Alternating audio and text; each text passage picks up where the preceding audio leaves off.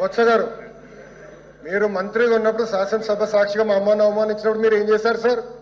మా తల్లిని అవమానించినప్పుడు ఏం చేశారు? ఏం చేశారు అంటున్నా? మీరు మారుతారా? మహిళల గురించి మీరు మారుతారా? నేను కళ్యాణి గౌరవం అన్నాను. నాకు ఆ మహిళలు గౌరవిస్తాను మా అమ్మ నాకు నేర్పించింది సార్. మీ నాయకుడు నేర్పించలేదేమో, నాకు నేర్పించారు. మహిళలు ఎట్లా గౌరవించాలో నాకు తెలుసు సార్. శాసనసభ సాక్షిగా మా తల్లిని అవమానించారు. కావాలంటే video will play it now. Audio ఉంది దాంట్లో క్లియర్ గా.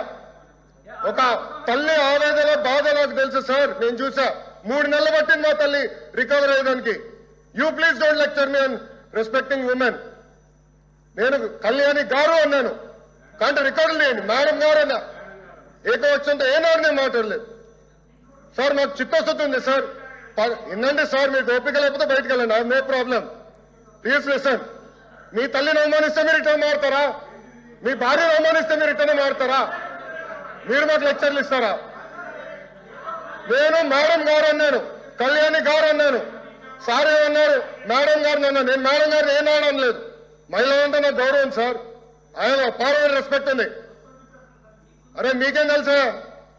అట్లా మారుతా లూజ్గా ఏం మారుతున్నారో తెలుసా మీకు? ఒక తల్లిని అవమానిస్తే ఎంత బాధపడుతుందో మీకు తెలుసా?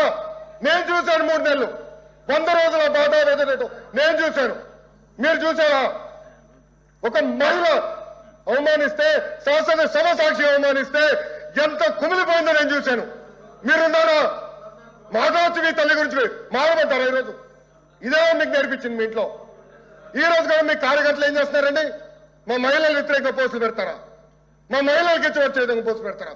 పొరపాటున మా ఒక్క కార్యకర్త భారతిరెడ్డి గారి వ్యతిరేకంగా పోస్ట్ పెడితే జైలుకు పంపించిన ఘనత తెలుగుదేశం పార్టీది. అది మాకున్న చిత్తశుద్ధి. మీలో కాదు. మహిళలు తిడితే ఆనందపడితే వ్యక్తులు మేము కానే కాదు. ఆ రోజు మంత్రిగా ఉన్నాడు ఈయన. నుంచిన ఆ రోజు చెప్పాల్సి సార్. వీడియో నా దగ్గర ఉంది. I'm ready. డిబేట్ చేద్దాం. అరే చైర్మన్ గారి టేబుల్ పైకి వెళ్ళారు సార్. మీరు మారుతారు. ఇదే టేబుల్ మీద నుంచున్నాడు ఒక మంత్రి. ఈయన ఆయన కూర్చుంటున్న టేబుల్ మీద నుంచున్నాడు. కావాలంటే పర్మిషన్ ఇవ్వమని విశ్వాసం చూపిద్దాం. మీరు గౌరవం గురించి మాట్లాడతారు. మా పైన. మహిళలు నేను అవమానించానంటారు. మీరు ఏమి విన్నారో నాకు దేవుడికే తెలియాలా. నేను చాలా క్లారిటీగా చెప్పాను. మహిళలు అంటే నాకు గౌరవం. ఏదంటే అది మాట్లాడడానికి నేను లేదు. నేను సూటిగా మేము ప్రశ్నిస్తున్నా. మీరు రెజల్యూషన్ కి కేంద్రంలో ఉన్న నరేంద్ర మోడీ గారికి పెట్టిన రెజల్యూషన్, ఆయన థ్యాంక్ యూ చెప్తున్నా, పెట్టిన రెజల్యూషన్ ఆమోదిస్తున్నారు లేదా మీరు చెప్పండి.